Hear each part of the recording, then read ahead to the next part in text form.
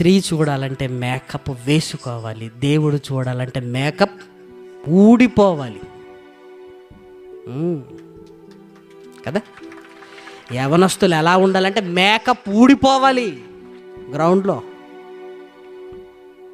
Makeup అలవాటు అవుతుందంటే నువ్వు కాడిని పక్కన పెడుతున్నావయ్యా. యవన కాలంలో లోకాన్ని చూస్తే లోకపు పోకడలు కాదు, నీ భుజాల మీద కాడి ఉండాలి. నీ పక్కన ఫ్రెండ్ ఉండాలని ఆలోచించకు, నీ పక్కన ఫ్రెండ్ ఉండాలని ఆలోచించకు. నీ భుజాల మీద కాడి ఉండాలి, కాడి ఉండాలి. నువ్వు నలిగిపోతూ ఉండాలి, నువ్వు నలిగిపోతుండాలి. నువ్వు ఎలా కనపడుతుండాలంటే ఎలా కనపడుతున్నావు, వీణ్ణేం ప్రేమిస్తావులే అన్నట్టు కనపడుతుండాలి. నువ్వు దేవుని పనిలో నలిగిపోతూ. యవనస్తులు చాలామంది పని చేస్తుంటారంటే చాలా సంతోషం అండి, చాలా సంతోషం. వాళ్ళు ఎలా ఉంటారో తెలుసా?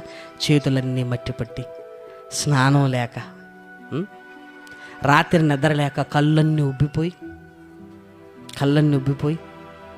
బట్టలు కూడా మార్చుకోవడానికి టైం లేక, మరి పని కదా, బట్టలన్నీ నలిగిపోయి కనబడుతుంటారు. అంటే వారు కాడిని మోస్తున్నారు.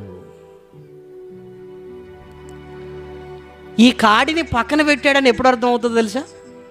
వెంటనే డ్రెస్ చేంజ్ చేసుకుని వచ్చేవాడు అద్దం ముందు అరగంట కంటే పైన ఉంటున్నాడేంటి?